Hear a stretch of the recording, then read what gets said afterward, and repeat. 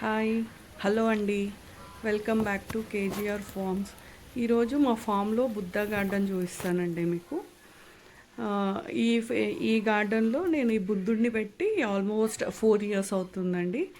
అలాగే ఉంది, road side దొరికితే తీసుకొచ్చాను, పెట్టాను. కానీ చాలా బాగుంటుందండి ఇది. ఇక్కడ ఒక వాల్కి పెయింటింగ్ వేసేసి దానికి ముగ్గులు వేసేసి బుద్ధుడిని అక్కడ పెట్టాను. ఇవి సెంట్ రోజెస్ అండి, చాలా బాగుంటుంది. స్మెల్ కూడా చాలా బాగా వస్తాయి ఫ్లవర్స్వి.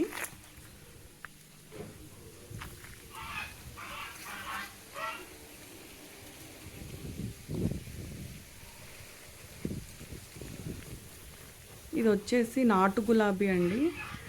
నేను ఫామ్కి కొంచెం బిజీగా ఉండడం వల్ల ఫామ్కి రావడం లేదు.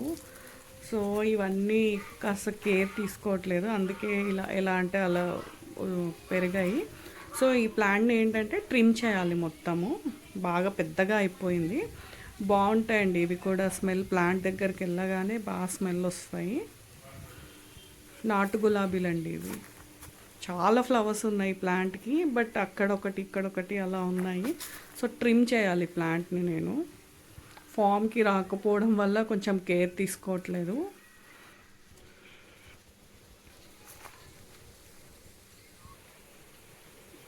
ఇది ముద్ద మందారము.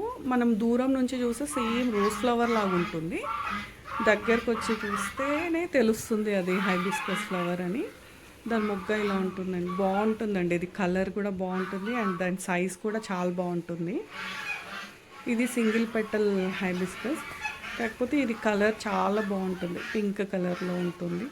ఎప్పుడు పూస్తాయండి దీనికి ఫ్లవర్స్, కాకపోతే ఈ రైనీ సీజన్లో ఎక్కువ ఫ్లవర్స్ వస్తాయి, మిగతా సీజన్స్లో నార్మల్గా వస్తాయి. ఈ రైనీ సీజన్లో మాత్రం ప్లాంట్కి ఫుల్గా ఎప్పుడు ఫ్లవర్స్ కనిపిస్తాయండి ప్లాంట్కి.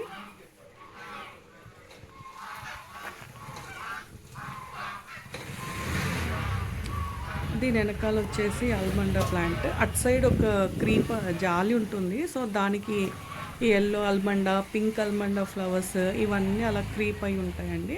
ఆ ఫెన్స్ చుట్టూ ఇవే ఉంటాయి ఇలాగా.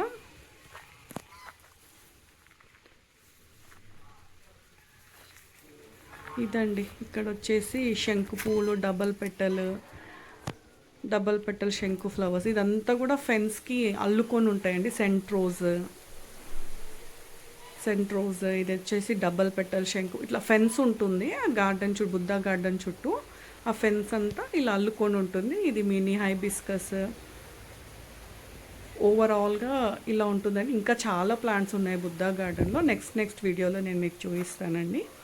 నా వీడియో మీకు నచ్చినట్టయితే లైక్ చేయండి, షేర్ చేయండి అండ్ సబ్స్క్రైబ్ చేయండి. Thank you.